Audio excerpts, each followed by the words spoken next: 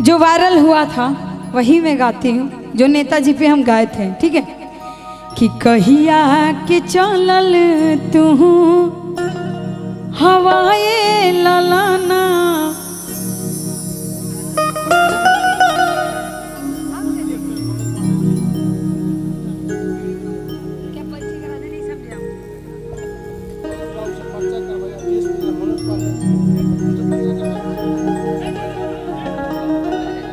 साथ में ही तो दोनों बैठे हैं और मनोज भैया ललन चाचा दोनों बैठे हुए हैं। और हम माफ़ी चाहते हैं गार्जियन को, बोले हैं लोग गाली गाने के लिए, लेकिन कोई बात नहीं, हमारे यहाँ ये शुभ होता है।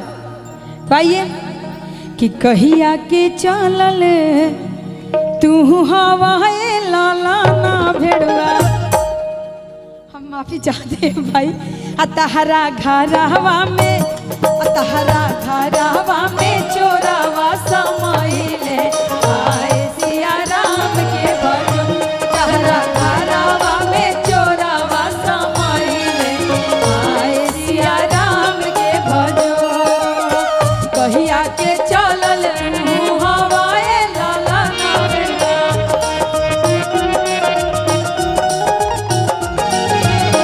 कहिया के चलल तू हवाए लाला ना भेड़वा। तहरा घरवा में, तहरा घरवा में चोरावा समाइले, आए सिया राम के भजो। तहरा घरवा में चोरावा समाइले, आए सिया राम के भजो। कि अन धन चोरावा हो कुछ हो ना लिहाले हो, अन धन चोरावा हो कुछ हो ना लिहाले हो, अन धन चोरावा हो कुछ हो ना लिहाले हो। और मैं चाहती हूँ ललन चाचा आप स्टेज पे आ जाइए। लड़के के पिताजी को मैं चाहती हूँ कि मंच पे आए, उसके बाद हम भैया को बुलाएंगे।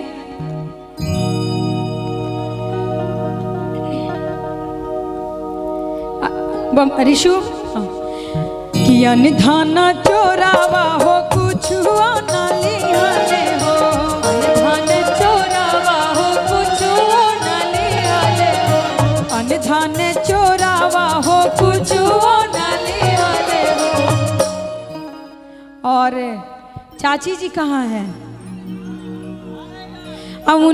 इनका मऊगी के बनाले मोटरिया, आए सिया राम के भजो। इनका मऊगी के बनाले मोटरिया, आए सिया राम के भजो।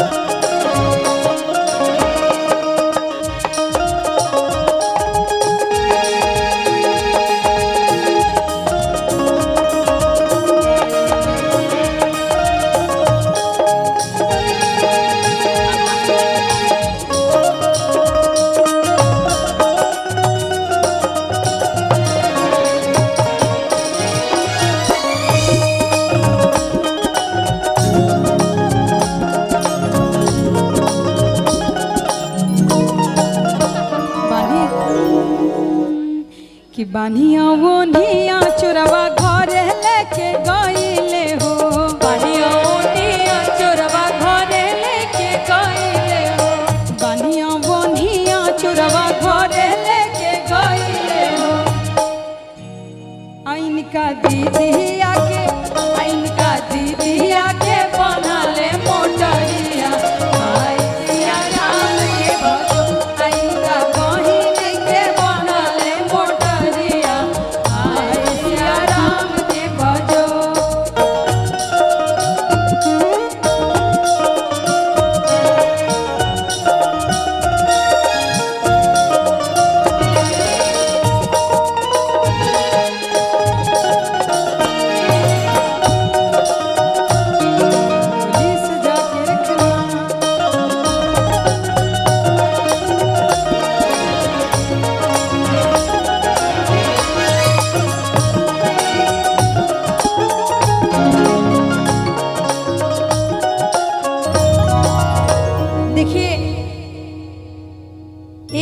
जब अपनी बेटी की शादी करते हैं तो बहुत खुशी होता है।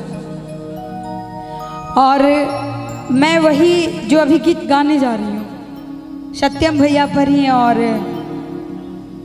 ललन चचा पे। हाँ तो आई किया गया गा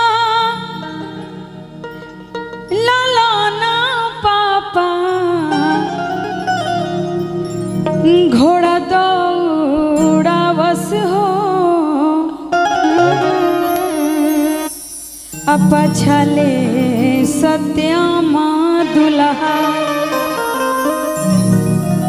कि पछले सत्यामा दुल्हा आ दुल्हन ले आवस हो पछले सत्यामा दुल्हा दुल्हन ले आवस हो पछले सत्यामा दुल्हा अगर गला लाना पापा घोड़ा दौड़ा बस हो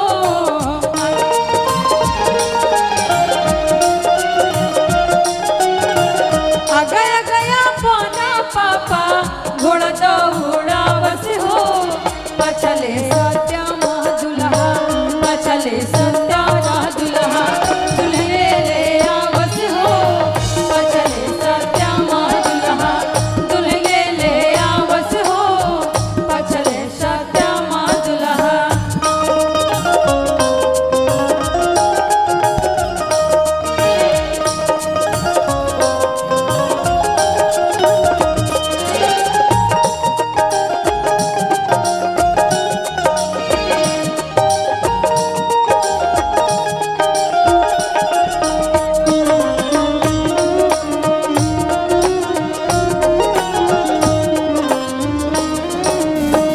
लेकिन जब दूल्हे का तिलक चढ़ता है और मड़वा में आंगन में जब साले साहब बैठे रहते हैं तब हमारे यहाँ एक गीत गाया जाता है।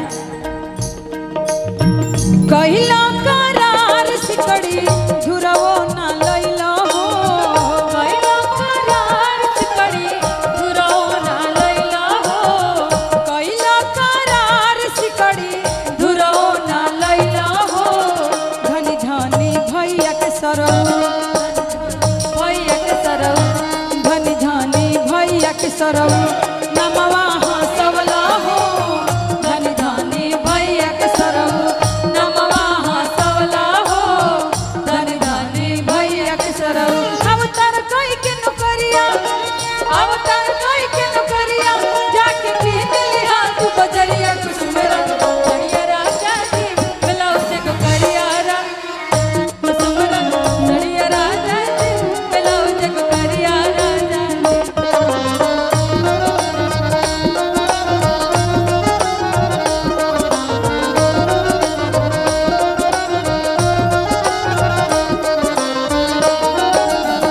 केकरा से बर्तन मंगला केकरा से गहना हो केकरा से बर्तन मंगला केकरा से गहना हो केकरा से बर्तन मंगला केकरा से गहना हो कवना बजरिया में बहिनी नाचवला हो कवना बजरिया में बहिनी नाचवला हो कवना बजरिया में।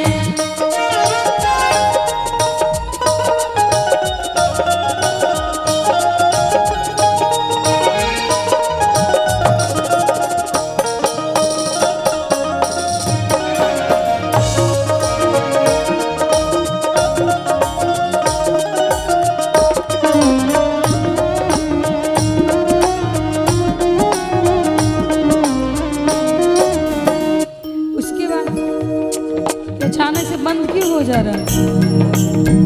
और एक लास्ट में रस्म होता है जब तिलक चढ़ जाता है हाथ में चावल लेके अक्षत मारते हैं। आज तो सत्यम भी आपके ऊपर भी हुआ होगा जब तिलक चढ़ गया होगा तो इसी में गाते हैं भैया के मारा बाजे अक्षत के मरिया हो भैया के मारा बाजे अक्षत के मरिया हो भैया के मारा बाजे अक्षत के मरिया हो चुन चुनी दे हब सरो